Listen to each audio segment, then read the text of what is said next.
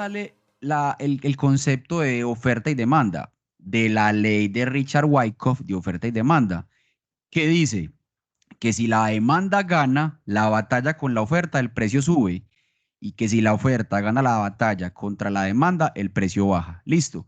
Eso decirlo es muy fácil. Ahora, ¿cómo marcar correctamente una zona de oferta y una zona de demanda?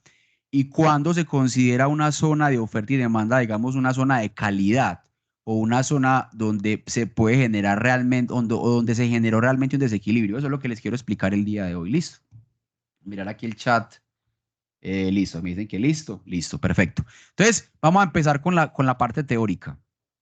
¿Qué dice la parte teórica? La parte teórica dice, vea, zona de oferta y demanda. Una zona de oferta, eso es la regla clave. Una zona de oferta excede a la oferta excede a la demanda y hace caer los precios si ocasiona un desequilibrio de al menos tres velas bajistas seguidas. Entonces, si yo estoy marcando una zona de oferta, digamos en H1, pues tengo que ver esta primera regla, que haga caer los precios y que vea al menos tres velas bajistas seguidas. Perdón. En el caso del ejemplo, yo veo una aquí, una, dos, tres. Por eso estoy marcando esta zona. Ahorita vamos a ver cuáles son las reglas de marcaje, cuáles son los patrones de marcación, etcétera. Entonces, lo primero es, para que se genere una zona de oferta, tiene que haber al menos tres velas bajistas seguidas. O sea, cuando yo observo esto, hay un desequilibrio. Eso es como primera regla. Ya enseguida vamos a ver si es una zona de alta calidad, qué otras características debe tener una zona de oferta y demanda. Listo. Entonces, lo primero, debe tener tres velas bajistas seguidas para generar una zona de oferta. Ahora, miremos la zona de demanda. Una zona de demanda. Una zona de demanda es cuando la demanda excede a la oferta y hace subir los precios. Si ocasiona un desequilibrio de al menos tres velas alcistas seguidas. Aquí hay un ejemplo. Una, dos, tres. En este caso hay más, pero si hay al menos tres velas alcistas seguidas, o sea, verdes, esto puede ser una zona de demanda, que la tengo marcadita ahí. Listo. Esa es la primera regla y es como la básica, ¿cierto? La básica para poder marcar una zona de desequilibrio. Listo. Ahí estamos claros. ¿Alguna pregunta? ¿Tiene alguna pregunta? Me levantan la manito o simplemente me la pueden hacer por ahí sin ningún problema. Yo no sé si esto sí está grabando. Me dice que debe tener grabación. Bueno, parece que sí estuviera grabando. Lo que pasa es que no está mostrando el tiempo, pero sí parece que estuviera grabando. Listo. Entonces, para una zona de oferta, tres velas bajistas seguidas. Para una zona de demanda, tres velas alcistas seguidas. Listo, esa es la primera regla. Yo no voy a ponerme a marcar una zona con dos velitas o donde yo no observe un desequilibrio. Listo. Ahora, la tercera regla, vamos a mirar. No la tercera regla, sino cuáles son los tipos de patrones. ¿Cuáles son los tipos de patrones en los que yo pueda observar una zona de oferta y demanda? Entonces vamos a mirar los que existen. Entonces, el primero, esta se ve un poquito borrosa. Entonces, miren, lo primero es un patrón de continuación. ¿Qué es un patrón de continuación? Un patrón de continuación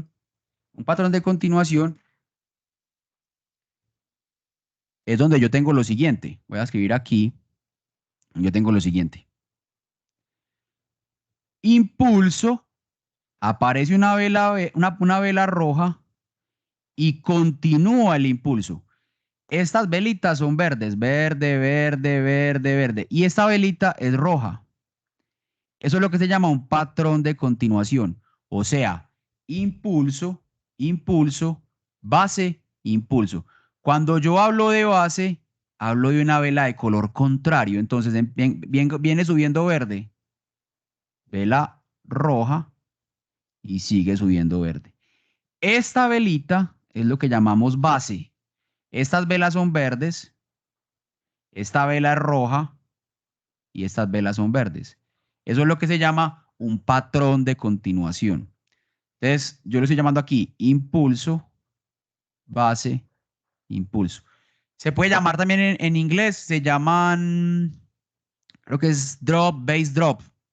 Entonces, este patrón de impulso, base, impulso, que lo estoy poniendo aquí en español, es que aparece esta velita roja y continúa el impulso.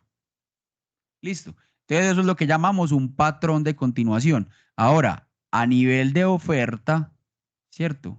Para una zona de oferta es retroceso, vela verde y continúa el retroceso. Entonces, estas velitas son rojas, rojas. Esta velita es verde y continúa el desequilibrio. Listo.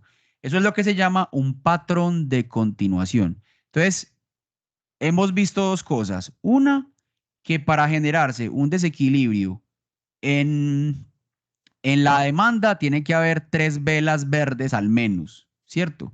Y en la oferta, tres velas rojas. Por ejemplo, acá hay tres velas rojas. Una, dos y tres. Y aquí hay una, dos, tres, cuatro, cinco, ¿cierto? Al menos tres velas rojas. Entonces, y hay un patrón de continuación. ¿Cuál sería el otro patrón? El patrón de reversión. ¿Cuál es el patrón de reversión? Sería algo así. Retroceso, base, impulso. O subiendo, retroceso, base, impulso. Vamos a mirar ese patrón el patrón de reversión. Entonces, el patrón de reversión es este, que es lo que acabo de mencionar. Retroceso, retroceso, base, la base sería en este caso esta roja, impulso. Retroceso, base, impulso.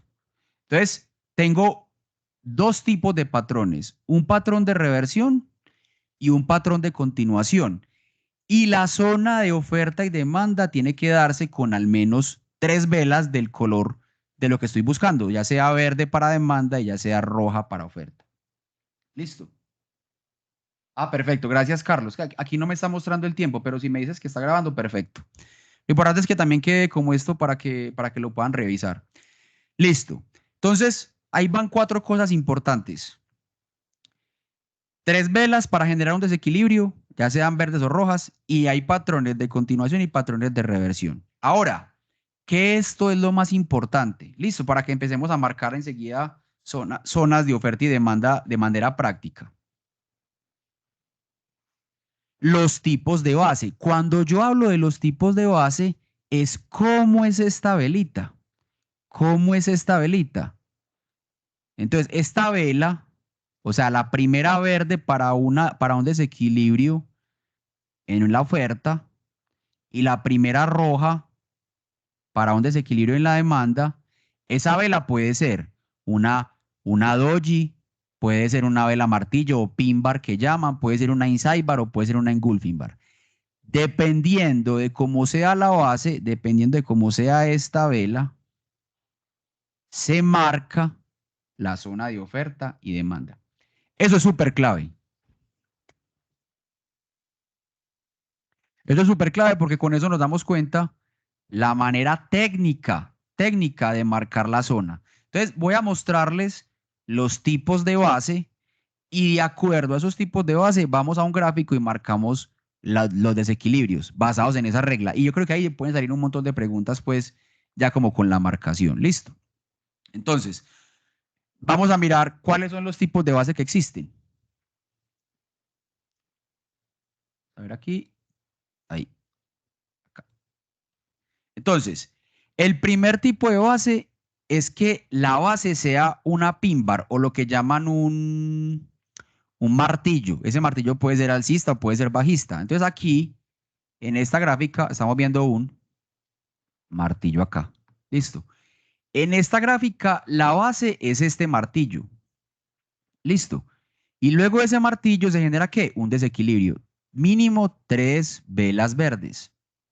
O sea que esto Es una de Manson esto. Rectángulo que estoy marcando acá. Listo. Aquí en esta zona se generó el desequilibrio. O sea, en esta zona le ganó la demanda a la oferta y por lo tanto los precios subieron.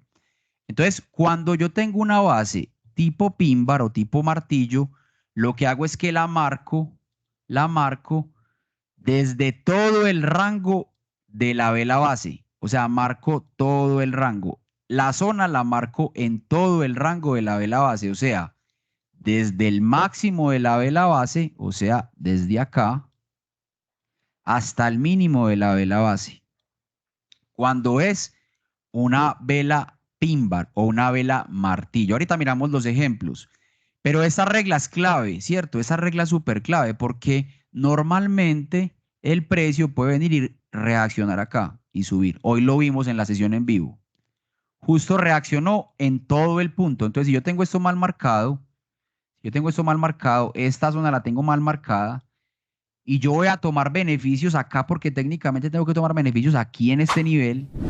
Si yo la tengo mal marcada, seguramente puedo poner el target acá abajo y no llegue el precio. El precio rebote aquí y se devuelva. Entonces, esta marcación es súper clave. Cuando es pin bar o cuando es martillo, se marca desde el mínimo al máximo. O sea, desde el mínimo de la vela al máximo de la vela. O sea, el rango completo. Listo. Ese es el primer tipo de base. Si quieren me pueden preguntar o van escribiendo ahí las preguntas o ahorita pues cuando hagamos la sesión práctica revisamos el tema. Listo. Entonces, la primera base, que sea una pin bar. Listo. La segunda, me pasa, ahí sí. Que sea una doji. Aquí marqué dos zonas como para poner el ejemplo. Cuando es doji o cuando es pin bar, en este caso, miren aquí, tengo una doji y el desequilibrio de las tres velas. Una doji, esto es un patrón de continuación, una doji y el desequilibrio de las tres velas. Cuando es doji, también se marca en todo el rango, o sea, del mínimo y del máximo, del mínimo y del máximo. Aquí estas dos zonas están muy seguidas. Lo que pasa es que este ejemplo lo hice en M1 y en M1 los movimientos son muy erráticos. O sea, no son tan técnicos, por ejemplo, como en 15, en 5, en una hora. En M1 hay digamos que el movimiento es mucho más errático. Entonces, si yo tengo una pin bar o una doji, marco desde el mínimo al máximo, o sea, todo el rango de la vela para marcar la zona. O sea que si yo voy a tomar beneficios acá, es porque el precio puede reaccionar ahí y seguir. Es una probabilidad, no es que siempre vaya a reaccionar ahí, es una probabilidad. Simplemente es una probabilidad de que el precio baje y vuelva y tome el camino, listo. No es que yo voy a comprar entonces acá siempre, porque como ya marqué la zona, entonces siempre el precio va a rebotar aquí. Es una probabilidad, listo. Puede que el precio venga y la rompa de entrada, si tiene una fortaleza muy alta, muy grande bajista, ¿cierto? Simplemente es una probabilidad. Pero esas zonas yo sí las utilizo, por ejemplo, para tomar beneficios. O sea, si yo estoy en un corto y tengo una posición de acá, acá, y el 2-1 me da aquí, yo tomo beneficios aquí, porque yo no sé qué reacción va a tener el precio acá. Puede que siga subiendo o puede que la rompa. Pero eso es un patrón objetivo y es una decisión técnica. Objetivamente, yo sé que aquí probablemente puede pasar algo, por lo tanto tomo beneficios acá abajo. Para eso es que se marcan las zonas de oferta y demanda. Y también, pues para favorecer, por ejemplo, un giro. Si yo aquí tengo, por ejemplo, un punto de control acá y el precio viene haciendo esto y me hacen aquí una manipulación tipo sprint, una sprint aquí, yo me apoyo del sprint, yo me apoyo del sprint con esta zona de demanda, porque aquí hay reacción. Entonces, un sprint más una zona de demanda, probablemente el precio rebote. Listo. Entonces, esas son, digamos, como las formas o la manera objetiva y técnica de trabajar las zonas de oferta y demanda. Hay gente que solamente opera esto. Si toca el precio, toma largo. Hay gente que solo opera eso. Si toca la zona, opera largo. hay que testearlo, ¿cierto? Hay que validarlo técnicamente, hay que validarlo técnicamente y hay que validar si eso estadísticamente tiene ventaja y qué tipo de zona es, porque una cosa es que yo esté en una zona de 5 minutos, otra cosa es que esté en una zona de 15 y otra cosa es que esté en una zona de 1 hora. ¿Cuál prevalecerá más? La de marcos mayores, son zonas macro, ¿cierto? Entonces depende. Listo. Entonces hemos visto dos patrones, reversión y continuación, y hemos visto dos tipos de base, pin bar o martillo y doji, ¿cierto? Y sabemos que el desequilibrio se genera cuando se presentan tres velas, ¿cierto? Tres velas de verdes para demanda y rojas para oferta. Listo. ¿Qué otro tipo de base hay? Inside bar. Entonces miren aquí, qué interesante esta gráfica que marqué acá. La estuve buscando para ponerla en la presentación. Esta vela es una inside bar. Esta vela es una inside bar.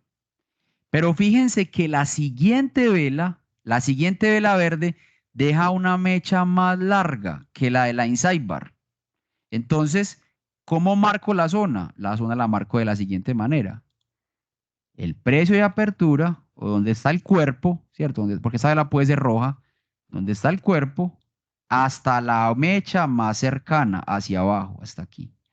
Por eso es que no la marco hasta acá, sino que la marco hasta la mecha de esta vela. Listo. Entonces, ¿cómo marco una zona de demanda cuando tengo una inside bar? Desde donde está el cuerpo, ¿cierto? Donde deja el cuerpo la inside bar hasta la mecha más cercana. Por ejemplo, si esta vela hubiese dejado una mecha así, hasta por acá abajo, la zona la tengo que marcar hasta acá. ¿Listo? Desde acá, desde el cuerpito, hasta hasta la mecha de la siguiente, pues hasta donde baja el precio ahí. Esa es la regla. Miren que es una regla distinta para este tipo de vela que para una pin bar o para una doji. Si esta vela fuera una doji, yo tengo que marcar desde acá. Si fuera una doji, marco desde acá hasta acá. Si fuera una doji, desde acá hasta el mínimo siempre. Hasta el mínimo, porque esto hace parte de la zona. Listo. Listo. ¿Alguna pregunta? Ahí vamos claros todos.